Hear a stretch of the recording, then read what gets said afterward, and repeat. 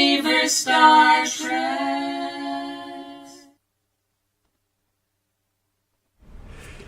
Hey, Star Trekkers. Hi. Hi. Hello. Corinne, who are you? I'm Corinne. I'm Ren, and we are your hosts today. And we're going to start off with, what's our mission statement?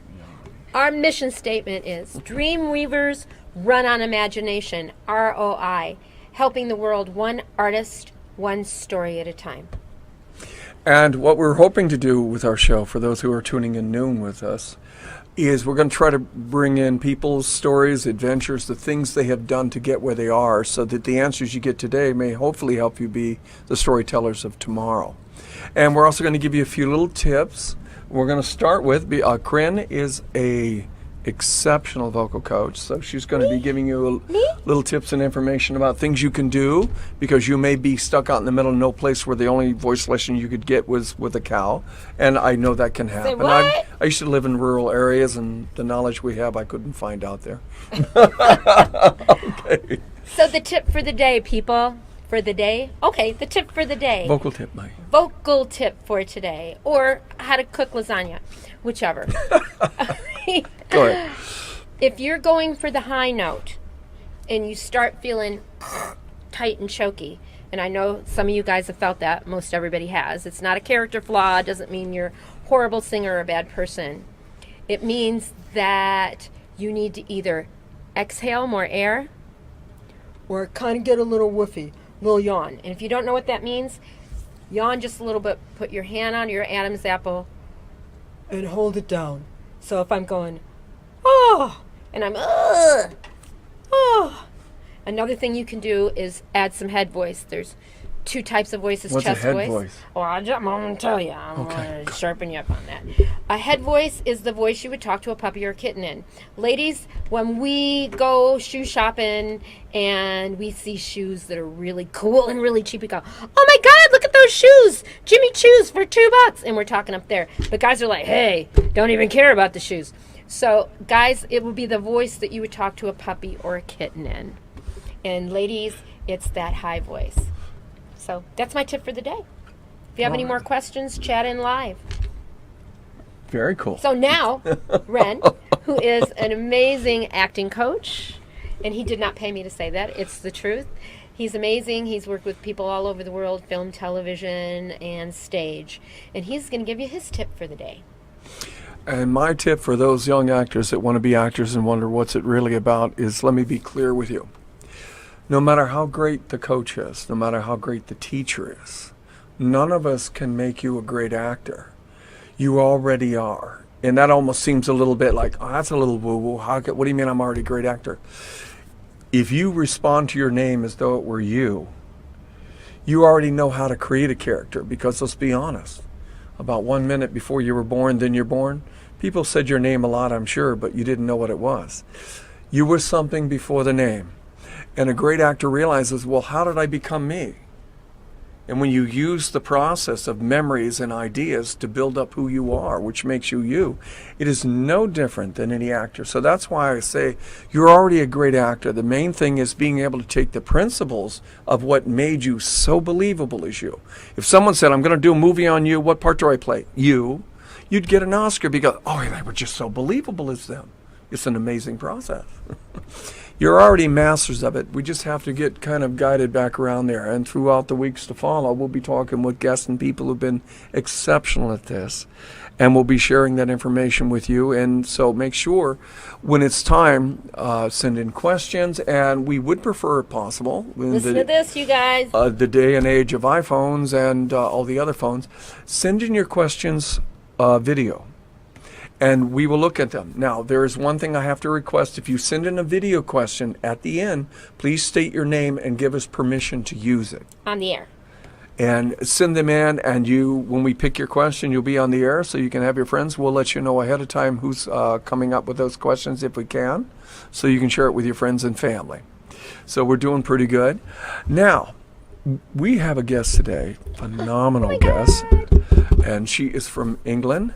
And she is one of the coolest human beings I've ever met in my whole life. And she is so disciplined and doing all kinds of cool stuff. We're going to hear about her dreams as a young girl and how she became who she did. DreamWeavers StarTrax. DreamWeavers StarTrax. DreamWeavers StarTrax. DreamWeavers StarTrax. DreamWeavers StarTrax. DreamWeavers StarTrax. DreamWeavers StarTrax. We're back. Hey, back. and this is Miss AnnetteSimmonds. AnnetteSimmonds. Dancer, singer, actress. Oh, yeah. Fitness coach. Yeah. Amazing. Annette has been a DreamWeavers client for 2 or 3 years. A few more than that. Since 2002. 2002. I'm not good at math. And so we're going to talk to Miss Annette a little bit about her journey, how she became so successful as a singer, dancer, and an actor. And what Triple we're- threat peeps. Yep. And what we're going to start with is, long before we ever get in our journeys, is what led to it. What age were you when you thought about this and said, I think that's me, or I want to do that, or I want to experiment? So tell us a little bit about that. Yeah, long story short, I was in dance as a little girl, like most girls are, and I went to see Cats in London when I was about 8 with my mom and my friends, and that was kind of my turning point. That was when I decided I wanted to do musical theatre, not just be a ballerina. Right. And so ever since then, really, I just was on that path, on that mission to be in musicals. And of course, at that point, it was London, because I didn't anticipate moving across the world. Gee, that really sucks. Now, A little town with nothing going on called London. now you said something. You said you'd watch Cats and you didn't want to be just a ballerina. So were you already in dance when you saw Cats? Yes. Already in dance, and I also I think at that point I was also in singing lessons with the teacher I had back in England, that was the point when I knew, and I was lucky enough to go to 2 great schools for performing arts. One was a boarding school called Elmhurst Ballet School, where we did mostly ballet, but then we did tap and jazz. I had singing lessons there as well, and music lessons. And then I went to a performing arts college, which was more specifically tailored to what I wanted to do, which was called Doreen Bird College of Performing Arts. That's common? Is that common that there's a college for performing Yeah, art? there's a lot in London. There's a lot of performing arts colleges, more now than there was when I was living there too. That's exciting. We want that over here. Okay, United States. that over here. We need Excuse that me. over here. Yes, we do. There's enough football schools. We need performing arts schools Yes. here. Yeah. Yes. For sure. And so then, how did you end up in Vegas? My first job, my first big contract job was on a cruise ship, and I was sailing around, and I met my husband on a cruise ship. We dated. We did ships for about 3 years together, and then when we got engaged, he's from America, so we decided probably better idea for me to move over here than to try and adjust him to England. So we chose Vegas because when we got engaged, it was right after 9/11. So New York was kind of a no-no at that point. Not the place to go, yeah. And neither of us wanted to do LA because we're not super commercial. So Right. we knew Vegas would be the right place to start. So, and then we just haven't left. We like No, it. that's quite And true. Barry is with Cirque. He works for Cirque du Soleil. Yes. Yeah, for Yes. years and years and years. He's so cool. And so here you are in Vegas, and what show did you land? I was very fortunate enough to do lots of different shows. I've done, I did Siegfried and Roy when it was here. I did some other, I won't list them all, but We Will Rock You, which was a musical. Right. Which Paris. we'll talk about some of these We're later. gonna go in depth with those in segment And The 3. Producers, which was also at the Paris, and I also choreographed for Meatloaf when he was here. We just closed that a couple of years ago. So Great that was the show. last big show, yeah. Great show. So you've been incredibly successful Wow. coming to Las Vegas. And disciplined blessed. and trained. Disciplined. And we're going to continue this journey in a few moments. We're going to find out more about what happened when she decided, okay, I really want to do this, and how she got over here. We'll see you in a few. Don't want to fight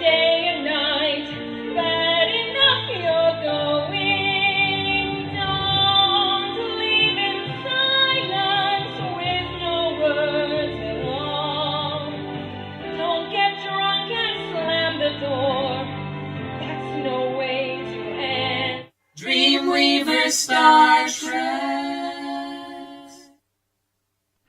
Hi, Star Trekers. Hi. Welcome back. And here we are with the gorgeous AnnetteSimmonds. And we're going to talk a little bit about her transition from dancing to singing. Because girlfriend can sing. She's amazing. We have some really cool stories about that we don't have time to go into now, but we know what they are. Yeah. Right? So, so you were a dancer, and a very, very successful one. Thank you. And you said to yourself, what? Here you are dancing, getting cast dancing, and Well, I always wanted to do musicals, and I knew that I needed a stronger voice. I had some experience singing, but my voice was not where it needed to be, and I knew that. So I thought, well, if I want to be able to do the kind of shows I want to do, then I need to work on my voice. So I found Corinne. me! and I I'm so took happy. lessons every week, and Every week, people, that's the thing. Consistency. I mean, she'd be half dead and still come for a lesson. I would do my lesson in the car. I think about 5 days a week. I gave myself one day off, but I did it pretty much. If I was in a dance show on my way into work, I would put the tape in, a little cassette tape at the time. Because that's how long it's been, y'all. Or maybe CD, that was. But yeah, I Later would on, put the right? tape in, and then I would do my practice, and soon enough, it didn't take too long before I started to feel things starting to connect and getting where I wanted to go, and that strength came that I was looking for, and I got super excited about it, and then I just had to get some confidence behind it. So That mixed belt, which is, I mean, for any contemporary music, you got to have the mixed belt. And what does that mean? That's when she said her voice got bigger and stronger. It means you're singing in your chest voice higher than your chest voice goes without feeling all tight and choky, which is the beginning of what I was speaking about in your tip in segment 1 about singing. But she got this incredible mixed belt. Incredible. it was fun. I remember specifically, you went to an audition in LA, and I believe, was it for Wicked? I think it was. Wicked, or it was a couple I did in LA. But And you went and you sang, what song was that? I think it was the one from We Will Rock You at the time. Yes, because I yes. was in the show at the time, so it was. Yes. And you know. and so you go in, and this is an equity Broadway show, right? That's Broadway tour, I believe it was. So, I think so. Yeah, and you were in the producers at the time, I believe, but she went for the audition. And did you get everybody was clapping when you walked out of the room? All the other people standing in line. Well, they weren't clapping, but I had two friends standing outside the room, Gail and Yes. and they said that while I was singing and I hit the really high note, there were a couple other girls who were like, "Oh, who was that?" scared to walk in the room after Annette. That's what you want. So you added the singing to the dancing, and in a little bit we're going to talk about how that changed your career and how you added it in and got your career rocking a little. We'll rock you, right? So as you were learning to sing and you were adding that to dancing, how did you integrate that into getting jobs that weren't just dancing? Because you were known as a dancer, not as a singer. Right. Well, I just had to keep at it. I went to a bunch of singing auditions. Auditions prior to that, I had always just gone to the dance call, and then if I'd got kept to sing, I would sing and hope for the best. But usually, I was all nervous, and something would go wrong. And some of our viewers don't know that about these auditions, because there's a dance call and a singer's call. So for an equity, most musical theatre, they have a singer call and a dance call, and you can go to both. If you're a stronger dancer, you go to the dance call and you hopefully get kept to sing. If the singer calls the next day and you don't get kept, then you go back to the singer call. And we're going to see or vice versa. A little bit of media. I'm sorry to cut you That's off, okay. but we're going to see a little bit of media of Annette singing some more. Out of all the pain,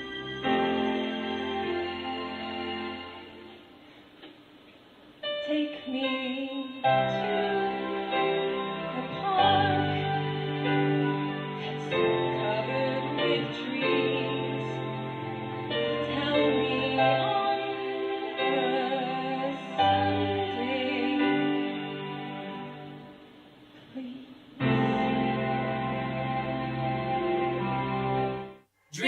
DreamWeavers StarTrax. I told you Miss Annette could sing. and that song is from Tell Me on a Sunday. Tell Me on a Sunday is Andrew the Lloyd name of Webber. the show. Oh, Andrew Lloyd Webber. Oh my God. I have a story I'll tell you about right at the end of the show today about that. So Miss Annette, when you started translating or going to these auditions and everything, and translating from just a soul dancer to a singer, how did it help you get more jobs? What was I started to see myself as a singer more, not just a dancer that could sing a little bit. important? Yeah. So I carried myself differently. But yeah, so I my first kind of big job as a singer as well as a dancer was We Will Rock You, and then from there I did some other shows, and I also got corporate jobs where I could sing. I actually was doing a couple. No, I'm getting my timeline wrong. I forget. Oh, I hate timelines. I hate it. But yeah, I did some. I've done some corporate events as a singer as well. I've gotten hired as just a singer, and not a dancer. Like the New Year's Eve gigs here. I mean, the coveted being the singer in the show in Las Vegas, on New Year's Eve. Because if you guys don't live here and you're watching, oh my God, it's a big deal here. And everybody's trying to get those gigs because you make a lot more money on New Year's Eve than you do any other time of the year. And you make more money as a singer, and you do less work.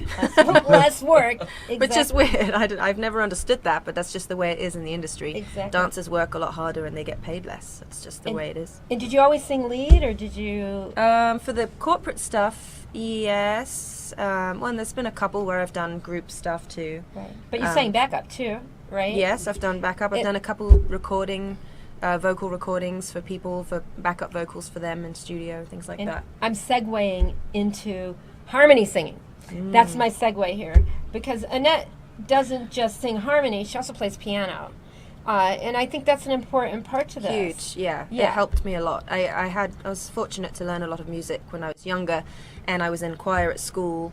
So I did tons of harmony stuff at school. I did music for my big exams in England, and have a big music theory background. So that helps a lot with choosing songs and being prepared for auditions and things like that. Well, and I mean, and this, I always say this to you, especially in theater, it's not as bad as it is in other aspects of the industry. But being a woman in the industry, it can be really challenging because it's dude driven, y'all. It just is. The world's changing, but it ain't changed yet. So having said that, the more you can do, and the better you are at it, the more chances of getting cast. Yeah, versatility is key. Exactly. So it wasn't, you transitioned from just dancing into singing and acting, and it opened up more opportunities for you. Yes, definitely. And so when did you start thinking about just getting a gig as a singer without dancing involved? Probably somewhere between, probably after I got We Will Rock You. I think that was a big turning point for me. My confidence went from here to here, because I was like, okay, people can see me as a singer now, and I switched to a position during the time I was in the show where I had more to do, so yeah, I think that's probably when it was. That's huge. That's huge. And I think a real important point to that too is you starting to see yourself as a singer instead of just a dancer. That mentally changed the whole thing. Yeah. Well, we're about ready to go to our next segment. And in that segment, you guys are going to have a great time hearing about Miss Annette's journey into the shows that she's done. Okay. And that's fun. See you in a minute. Pretty get ready now, go, can't go, but don't you straddle my blue suede shoe.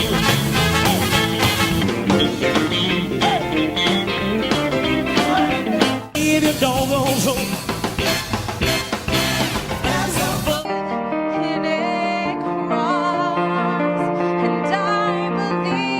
Flicking chickens, and I'm looking through the pickings when suddenly these guys break down my walls.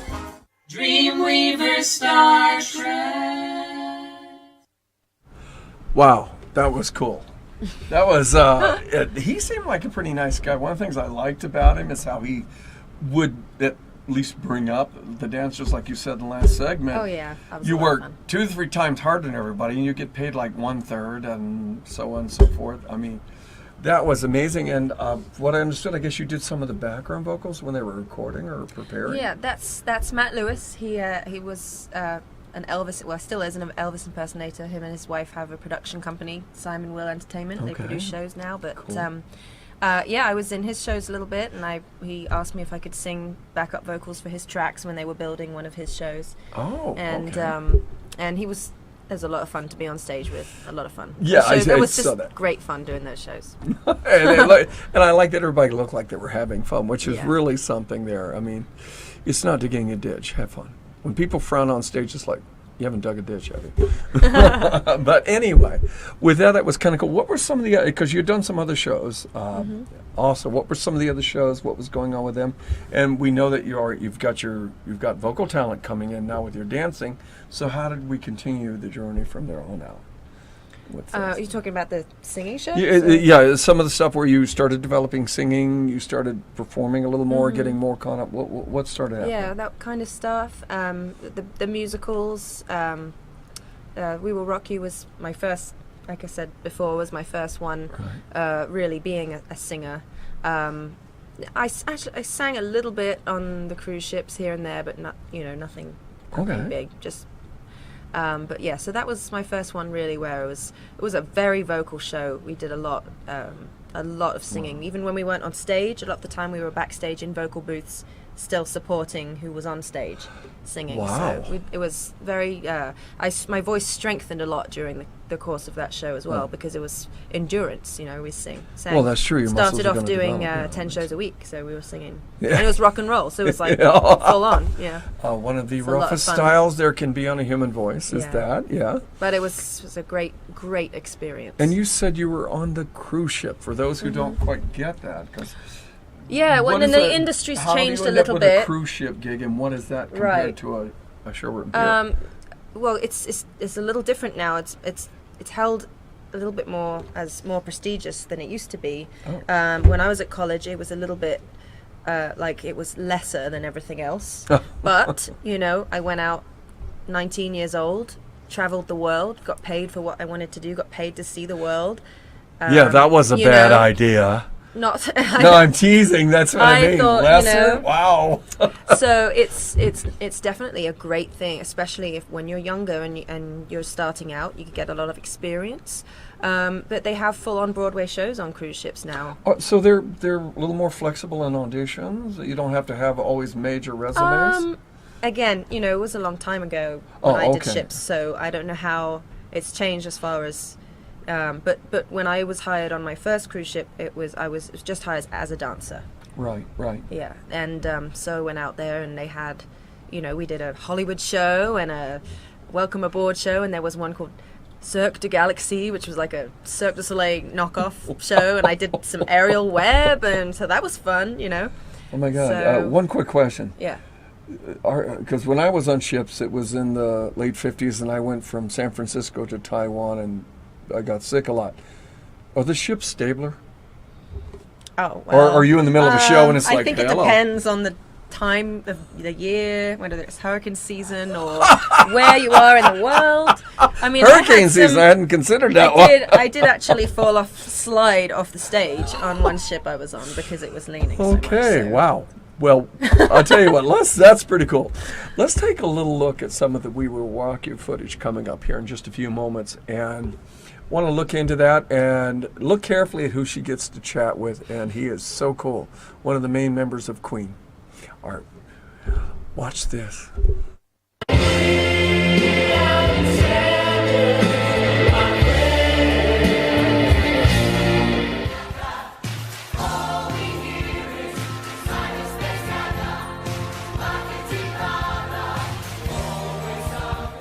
So it's kind of a journey towards the rediscovery of rock and roll. DreamWeavers StarTrax. Love the hair. Oh, that wig was so much fun. I got the best wig, I think. Well, you did, because it always, when you were on stage, we see you on stage, everyone bet, but there you Yeah, it was massive. So how did you ended up, you went from dancer, and I remember they had you do this scene where you're like in a bar, and I'm watching all the other people, and yes, some of the dancers you had not taken, and you're the only person that performed drunk. I'm assuming it was a performance. No, I'm teasing. Yes. So tell us about that, because there was some fun stuff that happened in that show. We really enjoyed it. We had lots of different characters. It was telling a story. So we were bohemians one minute, and I was a policeman in a fight in one scene, and a crazy doctor with a mask on, and the red that you saw was the Gaga, like they called them teen queens, and we were like, I can't say, we were like catty mean girls, I guess. Oh, okay, got it. I was going to say something else then.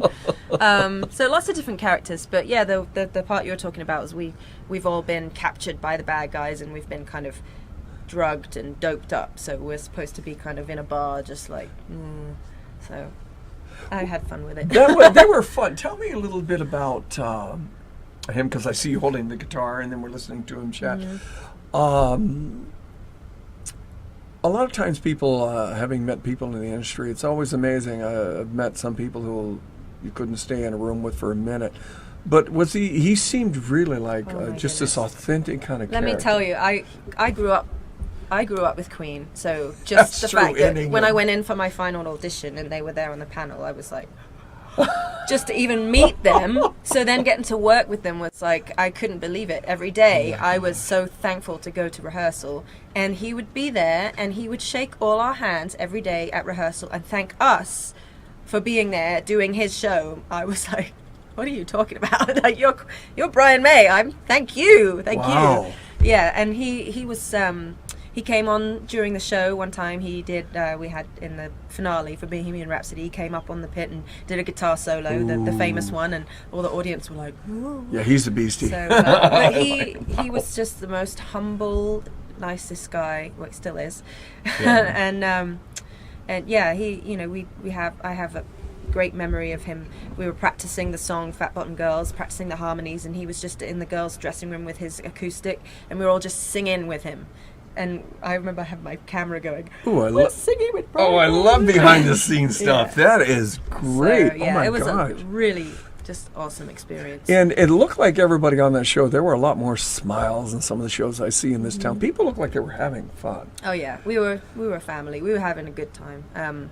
We keep talking about having some kind of reunion, because we're all still, very much a family. We talk to each other. That would be interesting. And we'd like to, if you're going to do that, let us do some filming.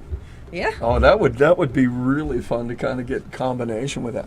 So you went from that, and then the show closed down in town. Mm-hmm. I did corporates for about a year between. After We Will Rock You, I did they call it freelancing here. Right. Gigs, showgirl stuff, a couple, a few singing things, dancing things, this, that, and the Elvis stuff, I think was around that time. And then there was 2 new shows coming to town, The Producers and Spamalot. Oh, that's right, yes. And, The Producers were fun. I got offered both shows and had to choose, and I ended up choosing Producers because the track was more... And by the way, it's always nicer to have to choose than hopefully I'll be Joe's. Yeah. But I like that. No, it was great. I was very fortunate.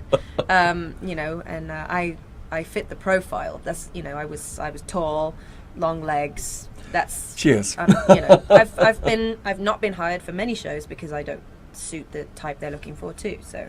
Wow. Yeah. I used to hear that was short but not tall. I hadn't thought on that in a particular thing. Mm-hmm. Well. This is quite a cool story that you've got going, and we have some questions from the audiences coming in for you, Nick. Okay. So you're up in just a few months. We'll see you. DreamWeavers StarTrax. DreamWeavers StarTrax. DreamWeavers StarTrax. DreamWeavers StarTrax. DreamWeavers StarTrax. DreamWeavers StarTrax. DreamWeavers StarTrax.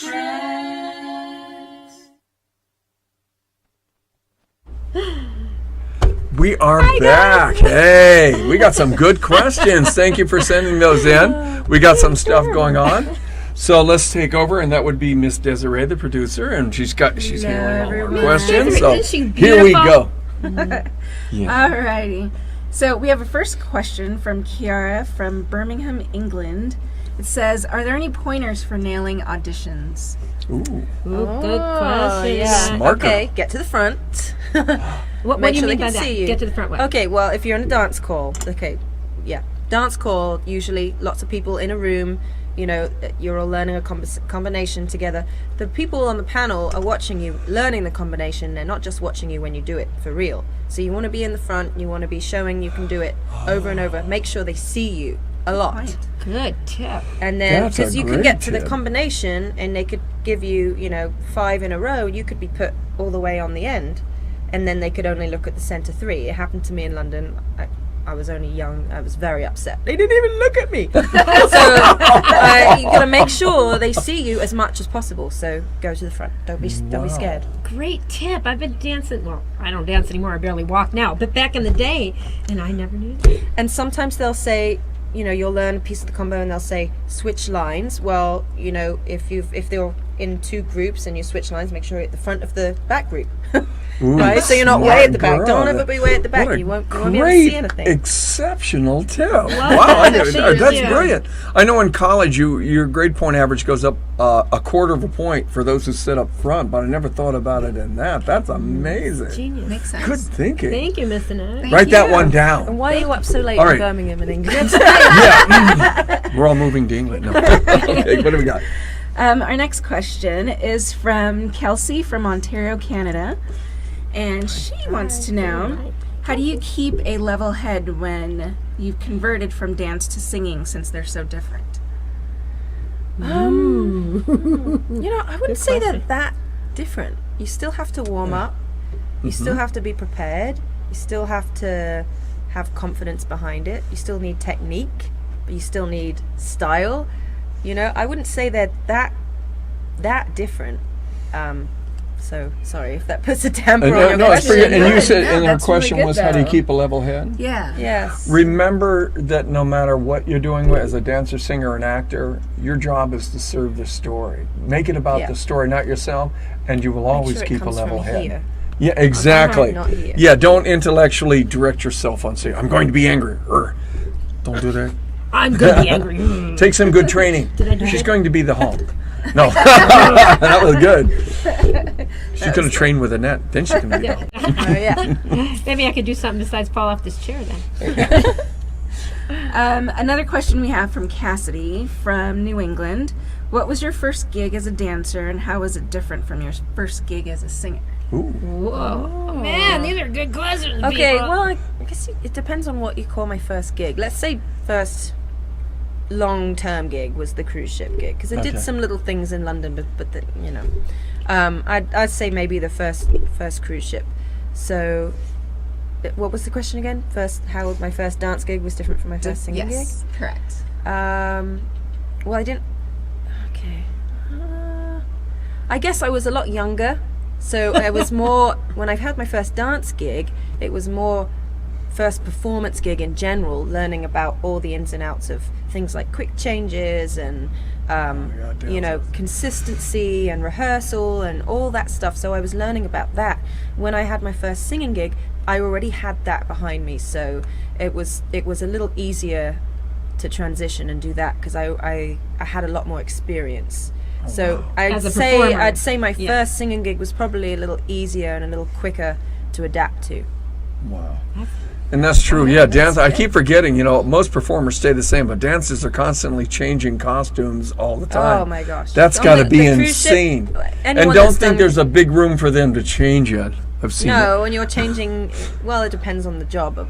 In the producers, I had a 17-second costume change from a big puppet surrounded by stormtroopers with full-on jacket, goose steps, hat. I think I even had a mustache maybe. And then I had to strip that off, get out the puppet, turn around, change my shoes, run around the wing, run on do jetés, turns, flip, things like that. Wow. In 17 seconds. I had people ready in the wings, like, ready, go. Okay, singers, actors, no more whining. Wow. Fun though. It's fun. So let's be clear about what you mean by the puppet. I know what it is because I saw the show a couple times. Yeah, so I had me in the middle, and then two other Mannequin puppets. And I was in a puppet in Siegfried and Roy as well. Yes, you were. I was going to say you're that was a lot bigger. Yeah. But yeah, we were pretending to be. If you've ever seen the producers, there's a bit where we're pretending to be the Goose Step Army Nazis. Oh, okay. Yeah, Oh, gotcha. yeah, Fun satire people. Yeah, but it was a funny show. Yeah. It's really. So that's the Satire is idea, and we do beautiful. a big pinwheel and stuff. So they wanted to make, the illusion of more people than there were. So Wow. Interesting That's stuff. interesting. What do Yeah, we got I didn't next? even think about that, to be completely honest. It's like the NASCAR of dance, right? Like you got to change like really quick. there's so much more that goes it's on amazing. backstage than like I was saying about We Will Rock You. There's vocal booths. There's things that go on backstage that the average theatre goer would have no idea. That's amazing. Yeah. And that doesn't happen in community theater, high school, or middle no, school you theater, can't handle that. even college. Okay. All right, we have a couple more questions. Okay, what do we got? So Charlie from Connecticut would like to know, who were you influenced by growing up? Ooh. Who was I influenced by? Growing up, I'd say other people in my school. I went to my boarding school at 11, and there were people in the sixth form. They were, already kind of starting to get ready to go into the industry, and we did shows. And I would look up to some of the girls that did, got parts in the shows, and so they were inspiring. When I was at college, it was more people that were in the West End already. There was a girl called Ruthie Henshaw. She's probably haven't caught up with it, but she was like West End's leading lady when I was at college. She was in everything. She was amazing. She's like the She Bernadette was- Peters of West exactly. End. She was Roxy in Chicago, which is one of my favorites. And so I was always like, I want to be like her. So I guess that's probably. Wow, very cool. Very cool. Alrighty. So last question from Mikey, who lives here in Vegas. He says, do you Mikey. still stay in touch with the people you have performed with here in Vegas? Yes, I do, absolutely. I actually, I still get job offers occasionally for things more on the production side. I have 2 children at the moment that I'm raising, so I have had to make a lot of sacrifices. So cute. Which they are, they're amazing.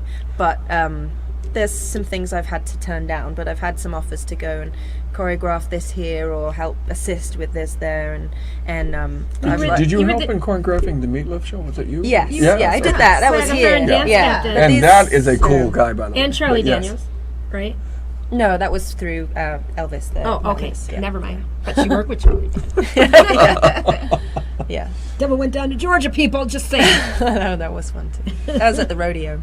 So they still call you to do. Yeah, so I still and I haven't been able to make it work the last few years because my main priority is making sure I'm there for my kids. So if it's in town, it's feasible, but out of town, it's difficult. So I have to think of childcare and all that stuff. So, but I'm still kind of I'm still in the picture. Just no, I'm not as active as I used to be. Hoping to come back around, but I also have my own personal training business. I got certified to be a trainer a few years back, and I'm in the fitness industry because it helps. It's better with my schedule, raising my kids, keeping me active, keeping me meeting people, networking. And she has helping biceps people. and triceps. And Yeah, really she said not to I ask saw her to this, show her like, guns, wow. but oh my god! And if you are in Las Vegas, or you're coming to Vegas, and you want to work with Miss Annette, down on the bottom of the screen, you'll see how to get a hold of her. Yes. And that's Fitness And First. that's Fitness First, and I'm a mobile trainer. I come to your house or a Nice. park. So cool. Very convenient. And you teach at I like Arabesque how that Dance goes. School. And I teach at Arabesque Dance and Fitness. They have dance and fitness. If you're a mum and you want kids in dance but you want to work out, you can go to the studio, work out at the same time as your kids are taking dance. Ooh. No excuses. Love it. Exciting stuff. Miss Annette, thank you so kindly Thank for you. today. You're It has welcome. been Thanks for having wonderful me on. hanging with you. We love you. And we've had a lot of fun, and we will see you next week. Bye, Star Trekkers. Bye. Bye. DreamWeavers StarTrax.